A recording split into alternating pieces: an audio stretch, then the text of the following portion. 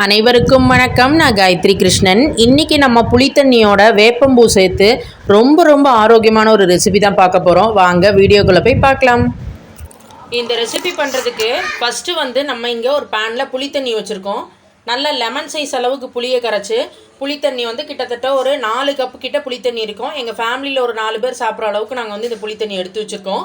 இப்போ இந்த புளித்தண்ணியில் ஃபஸ்ட்டு நம்ம தேவையான அளவு உப்பு அதை சேர்த்துக்கலாம். இப்போ இதோட கூடவே கொஞ்சமாக மட்டும் மஞ்சள் பொடி அதையும் ஆட் பண்ணிடலாம். சின்ன பீஸ் அளவுக்கு அட்டி பெருங்காயம், அது இன்னும் ரெசிபிக்கு நல்ல வாசனையாக டேஸ்ட்டாக இருக்கும். அதையும் உள்ளே சேர்த்துக்கலாம். இப்போ இதோட கூடவே கருவேப்பிலை. இப்போ இது எல்லாமே சேர்ந்து இந்த புளித்தண்ணி நல்லா கொதி வரணும். இந்த புளித்தண்ணியோட புளி வாசனை போகிற அளவுக்கு எல்லாமே சேர்ந்து நல்லா கொதிக்கட்டும். எல்லாத்தையும் சேர்த்துட்டு அப்படியே ஒரு தடவை நம்ம நல்லா மிக்ஸ் பண்ணி விட்டுக்கலாம். புளித்தண்ணி நல்லா கொதிக்கிறதுக்குள்ளே இங்கே பாருங்கள், கடாயில் நல்லா ஒரு டேபிள் ஸ்பூன் ஃபுல்லாக நம்ம நெய் அதை ஆட் பண்ணிக்கலாம். நெய்யில் நல்லா தாளித்து பண்ணால் தான் ரொம்ப நல்லாயிருக்கும். இப்போ இந்த நெய் நல்லா உருகட்டும்.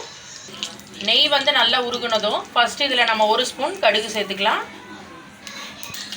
கடுகு நல்லா வெடிக்க ஆரம்பிச்சிடுது. இப்போ இதில் நம்ம ஒரு 1/2 ஸ்பூன் மட்டும் துவரம் பருப்பு அதை சேர்த்துக்கலாம்.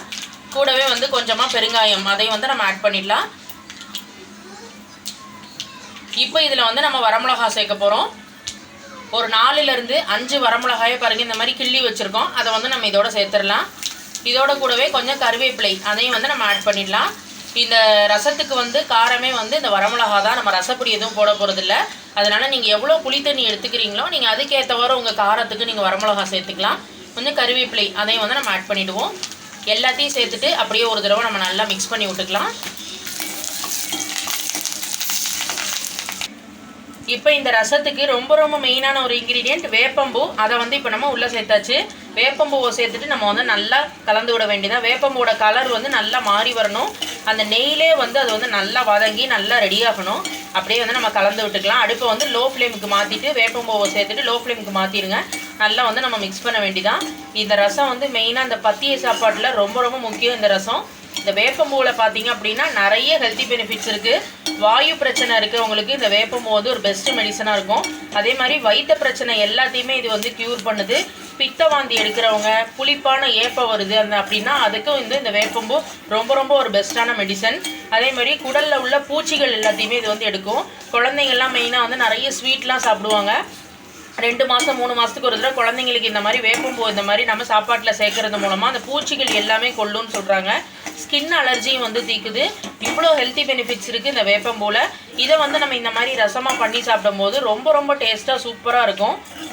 இப்போ இது எல்லாத்தையும் சேர்த்துட்டு நம்ம நல்லா மிக்ஸ் பண்ணி விட்டுக்கலாம். கண்டிப்பாக எல்லோரும் ட்ரை பண்ணி பார்க்க வேண்டிய ஒரு ரசம் ரெசிபி.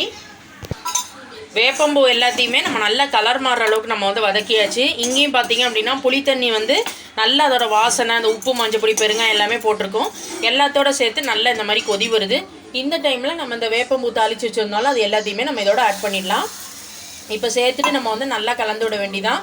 இப்போ இது எல்லாமே இந்த ரசத்தோட நல்லா அந்த சாரெல்லாம் இறங்கி எல்லாமே சேர்ந்து நல்லா இன்னும் ஒரு 2லேருந்து 3 நிமிஷத்துக்கு அடுப்பை லோ டு மீடியம் ஃப்ளேம்லேயே வச்சுருங்க. எல்லாமே சேர்ந்து நல்லா ஒரு கொதி வரட்டும். இப்போ அந்த வேப்பம்பூ எல்லாத்தோட சேர்த்து நல்லா ஒரு 2 நிமிஷம் பாருங்கள், ரசம் நல்லா கொதிக்குது. இப்போ எங்களுக்கு ரசத்தோட கன்சிஸ்டன்சி பார்த்திங்க அப்படின்னா சரியாக இருக்குது. சப்போஸ் உங்களுக்கு கன்சிஸ்டன்சி திக்காக இருந்ததுன்னா இந்த டைமில் நீங்கள் கொஞ்சம் தண்ணியை விட்டு ரசத்தை உங்களுக்கு ஏற்ற மாதிரி நீங்கள் விளாவி எடுத்துக்கலாம். இப்போ இதில் நம்ம லாஸ்ட்டாக கொஞ்சமாக வெல்லம் சேர்க்க போகிறோம். வெல்லம் ஆப்ஷனல், நீங்கள் வேணும்னா ஆட் பண்ணிக்கோங்க, இல்லைனா நீங்கள் ஸ்கிப் பண்ணிடலாம்.